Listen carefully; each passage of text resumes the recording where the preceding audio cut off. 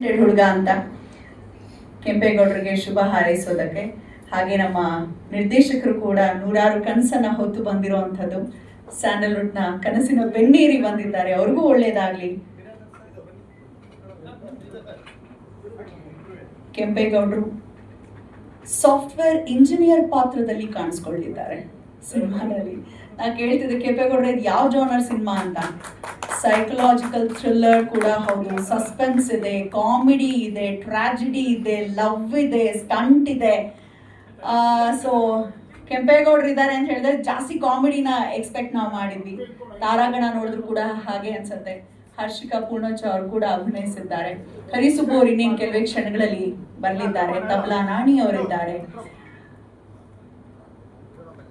Tennis Krishna ಅವರು ಕೂಡ ಇದ್ದಾರೆ. ಸೊ ಬಹಳ ಒಂದು ಸ್ಟ್ರಾಂಗ್ ಟೀಮ್, ಒಳ್ಳೆ ಕಂಟೆಂಟ್ ಇಟ್ಕೊಂಡು ಬಂದಿದ್ದಾರೆ. ಕಟ್ಲೆ ಅಂದ್ರೆ ಏನು, ಸಿನಿಮಾದ ಸಂಪೂರ್ಣ ಹೂರ್ಣ ಏನು ತಿಳಿಯೋಣ ಕೆಲವೇ ಕ್ಷಣಗಳಲ್ಲಿ.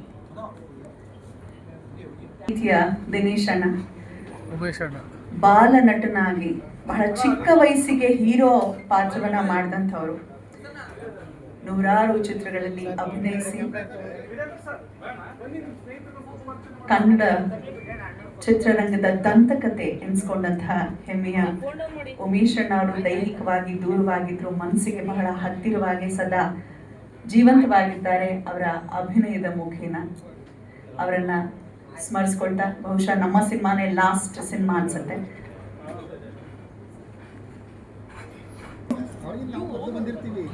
ಧನ್ಯವಾದಗಳು.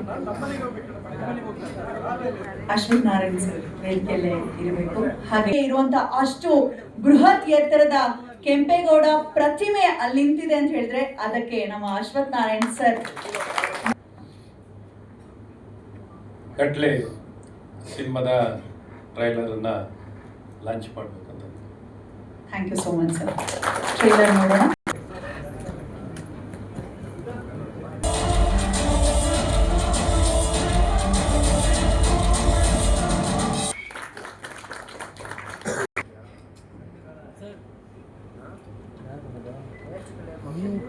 ಕಟ್ಲೆ ಸಿನಿಮಾದ ಏನೊಂದು ಟ್ರೈಲರ್ ಲಾಂಚ್ ಆಗಿದೆ. ಈ ಲಾಂಚನ್ನ ಮಾಡೋ ಮೂಲಕ ಇನ್ನು ಆತ್ಮೀಯ ಸ್ನೇಹಿತರು ಕೆಂಪೇಗೌಡರು ಹಲವಾರು ಸಿನಿಮಾದಲ್ಲಿ ನಟಿಸಿದ್ದಾರೆ. ಬಹಳಷ್ಟು ನಟನೆಯ ಮತ್ತು ಸಿನಿಮಾದ ಸಾಕಷ್ಟು ಅನುಭವ ಇರುವಂಥ ಕೆಂಪೇಗೌಡರು ಯಾವುದನ್ನು ನಂಬಿ ಒಂದು ಕ್ಷೇತ್ರದಲ್ಲಿ ಹೆಜ್ಜೆಯನ್ನು ಇಟ್ಟಿದ್ದಾರೋ ಆ ಕ್ಷೇತ್ರದಲ್ಲೇ ತಮ್ಮ ಸತತ ಪ್ರಯತ್ನಗಳನ್ನು ಮಾಡ್ತಿದ್ದಾರೆ. ಅದಕ್ಕೆ ಪೂರಕವಾಗಿ ನಿರ್ಮಾಪಕರು ಭರತ್ ಗೌಡರು ಸಾಕಷ್ಟು ಸಿನಿಮಾವನ್ನು ನಿರ್ಮಾಣ ಮಾಡಿದ್ದಾರೆ. ಈ ಸಿನಿಮಾನು ಬಹಳ ಅದ್ಭುತವಾಗಿ ಮೂಡಿ ಬಂದಿದೆ. ಹಾಗೆ ಶ್ರೀವಿಧ ಅಭಿನಂದನ್ ಅವರು ತಮ್ಮ ಮೊದಲನೇ ಸಿನಿಮಾ ನಿರ್ದೇಶನವನ್ನು ಮಾಡಿದ್ದಾರೆ. ಬಹಳ ಚೆನ್ನಾಗಿದೆ. ಅಂದರೆ ಕ್ವಾಲಿಟಿ ನೋಡಿದಾಗ, ನಾನು ಈ ಟ್ರೈಲರ್ನ ಲಾಂಚ್ ಮಾಡಿ ನೋಡಿದಾಗ ಈ ಸಿನಿಮಾ ಕ್ವಾಲಿಟಿ ಭಾಳ ಚೆನ್ನಾಗಿದೆ. ಆ್ಯಕ್ಟಿಂಗ್ ಅಥವಾ ಪ್ರೊಡ್ಯೂಸಿಂಗ್ ಕ್ವಾಲಿಟಿ ಏನು ಬಂದಿದೆ ತುಂಬ ಚೆನ್ನಾಗಿ ಬಂದಿದೆ. ಹಾಗಾಗಿ ಈ ಸಿನಿಮಾ ಗೆಲ್ಲುತ್ತೆ ಅನ್ನೋಂಥ ವಿಶ್ವಾಸ ಇದೆ.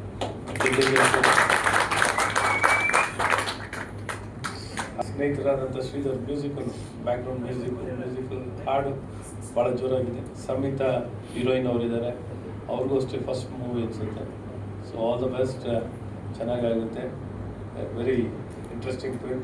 ಭಾಳಷ್ಟು ಕನಸನ್ನು ಹೊತ್ತು ನಾವು ಸಿನಿಮಾದಲ್ಲಿ ನಟಿಸ್ಬೇಕು ಅಂತ ತುಂಬ ಜನರು ಕನಸಿರುತ್ತೆ, ಆದರೆ ಎಲ್ಲರಿಗೂ ಸಿಗಲ್ಲ. ನಿಮಗೆಲ್ಲ ಸಿಕ್ಕಿದೆ. ಒಳ್ಳೆಯದಾಗಲಿ, ಚೆನ್ನಾಗಿ ಬೆಳೀರಿ. ನಾನು ಶುಭಾಶಯಗಳನ್ನು ಕೊಡ್ತೀನಿ. ಹಾಗೆ ಪ್ರಥಮ ಬಂದಿದ್ದಾರೆ ಎಲ್ಲ ಹಿರಿಯರು, ಕಾಕರು ಸುದ್ದಿಯವರು ಇದ್ದಾರೆ. ಬಿಡುಗಡೆ ಮಾಡಿದಂಥ ಎಲ್ಲ ಥಿಯೇಟ್ರಿಗೂ ಜನ ಬಂದು ನೋಡ್ತಾರೆ ಅನ್ನುವಂಥ ಸಂಪೂರ್ಣ ವಿಶ್ವಾಸ ಇದೆ. ಮತ್ತೊಂದು ನೂರಾರು ಸಿನಿಮಾವನ್ನು ತಯಾರು ಮಾಡಿ ನಮ್ಮೆಲ್ಲ ಕನ್ನಡ ಸಿನಿಮಾಗಳು ಗೆಲ್ಲಿ ಅಂತ ಶುಭವನ್ನು ಹಾರೈಸ್ತೀನಿ. ನಮಸ್ಕಾರ. ನಾವು ಕೆಂಪೇಗೌಡರನ್ನೇ ಜಾಸ್ತಿ ನಂಬಿದ್ದೀವಿ.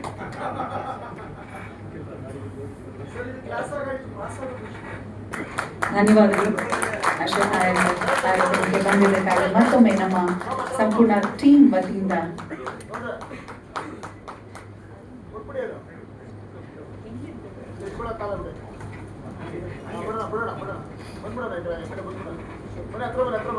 ಮುಂದಿನ ಚುನಾವಣೆಯಲ್ಲಿ ಕೂಡ ವಿಜಯದ ಮಾಲೆ ನಿಮ್ಗೆ ದೊರಕಲಿ ಅಂತ ಹಾರೈಸ್ತಾ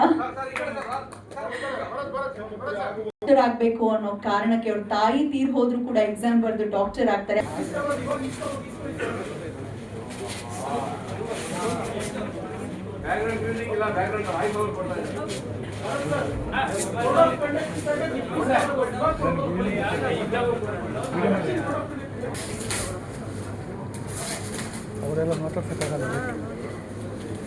ಇದು ಯಾರ್ದು ಫ್ರೇಮ್ ಅಂತ ಎಷ್ಟು ಕುತೂಹಲ ಹುಟ್ಟಿಸಿದ್ಯೋ ಸಿನಿಮಾ ಕೂಡ ಅಷ್ಟೇ ಕುತೂಹಲ ಹುಟ್ಟಿಸುತ್ತೆ.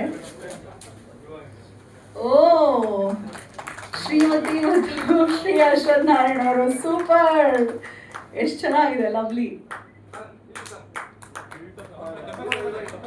ಆದರ್ಶ ಪುರುಷನ ಹಿಂದೆ ಇರುವಂತಹ ಆದರ್ಶ ಮಹಿಳೆ.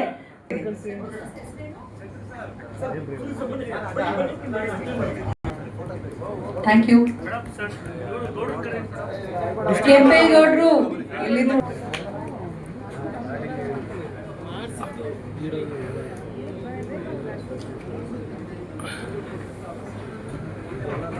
ನಮಸ್ಕಾರ.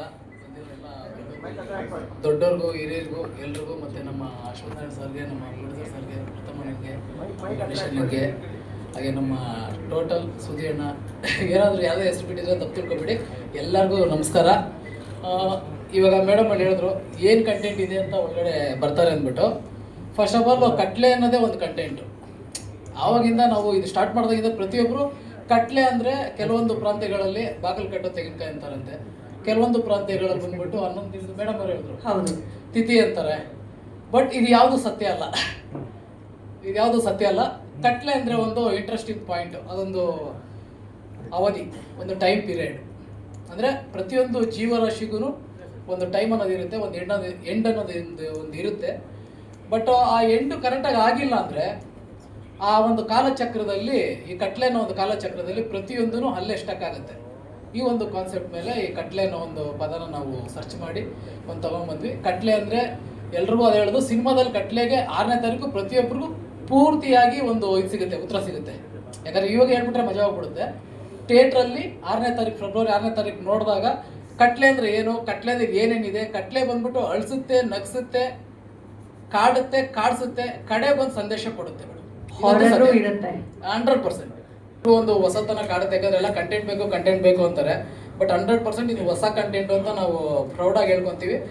6ನೇ ತಾರೀಕು ನಮ್ಮ ಸಿನಿಮಾ ನೋಡೋ ಪ್ರತಿಯೊಬ್ಬರಿಗೂ ಒಂದು ಹೊಸ ಫ್ರೆಶ್ನೆಸ್ ಅನಿಸುತ್ತೆ. ಯಾಕಂದರೆ ಈ ಕಂಟೆಂಟು ಒಂಚೂರು ರೇರು.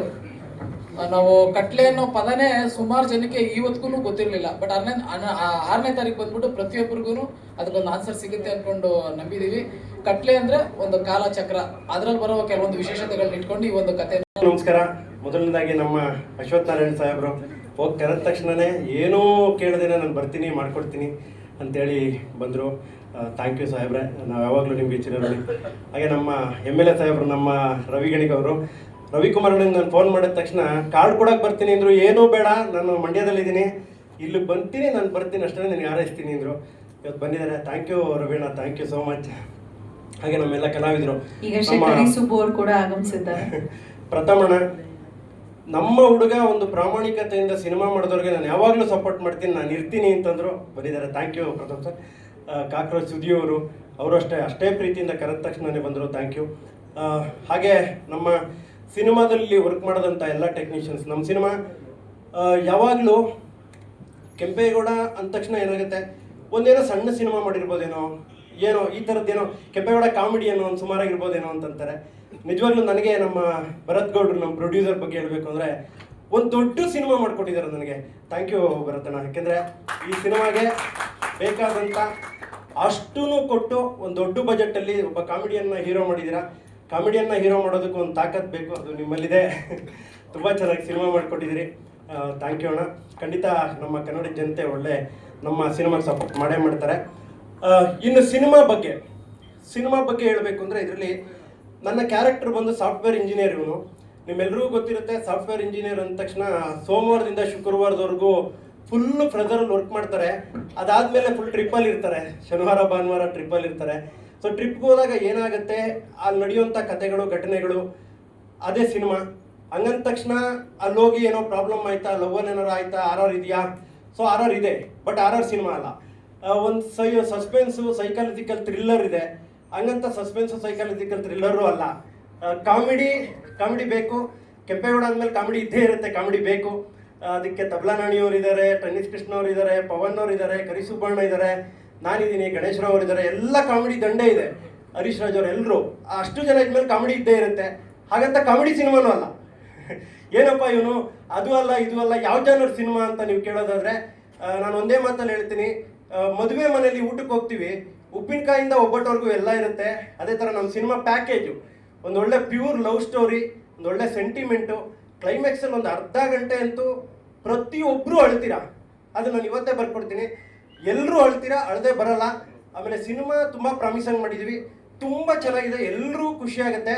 ಅಕಸ್ಮಾತ್ ಏನಾದರೂ ಕೆಂಪೇಗೌಡ ಏನಪ್ಪ ಅವತ್ತು ಟ್ರೈಲರ್ ಲಾಂಚಲ್ಲಿ ಅಷ್ಟು ಹೇಳ್ದ, ಏನೂ ಇಲ್ಲ ಸಿನಿಮಾ ಅಂದರೆ ಡೈರೆಕ್ಟಾಗಿ ನನಗೆ ಬೈಬೋದು ನೀವು, ಯಾಕೆಂದರೆ ಅಷ್ಟು ಚೆನ್ನಾಗಿ ಮಾಡಿದ್ದೀವಿ. ಅದಕ್ಕೊಂದು ಉದಾಹರಣೆ ಏನು ಅಂದರೆ, ನೋಡಿ, ನಾನು ಬಂದು